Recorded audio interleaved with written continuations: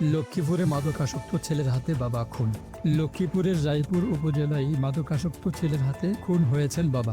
গতকাল বুধবার রাত 9:30টার দিকে লক্ষ্মীপুর জেলার রায়পুরের উত্তর চরবংশী ইউনিয়নের 1 নং ওয়ার্ডের রশিদ সর্দার ব্রিজ এলাকায় এই ঘটনা ঘটে। নিহত ব্যক্তির নাম হচ্ছে হজরত আলী দেওয়ান।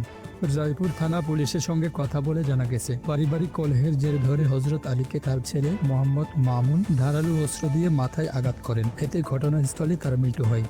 জানা যায়, মাদকাসক্তির কারণে মামুনের সঙ্গে তার বাবা হজরত আলীর প্রায় বাগবিতণ্ডা হতো। বুধবার রাতেও দুজনের মধ্যে কথা কাটাকাটি হয়। এর জের ধরেই এমন ঘটনা ঘটেছে।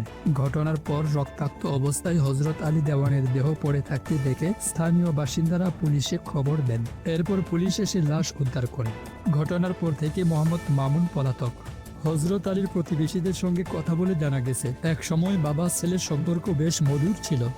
হজরত আলী একজন পরিশ্রমী দিনমজুর ছিলেন। অভাব অনটনের মধ্যেও ছেলেকে মানুষ করার চেষ্টা করেছেন তিনি। কিন্তু মামুন ধীরে ধীরে জড়িয়ে পড়েন মাদকের সঙ্গে। বাবার নিষেধ আর শাসনের কারণে মামুন একসময় প্রতিহিংসা পরায়ণ হয়ে ওঠেন। প্রতিবেশী আবুল হোসেন বলেন, নিজে না খেয়ে ছেলেকে মানুষ করেছেন হজরত আলী। বিশ্বাস করতে পারি না, সেই ছেলের হাতেই আজ খুন হতে হলো তাকে।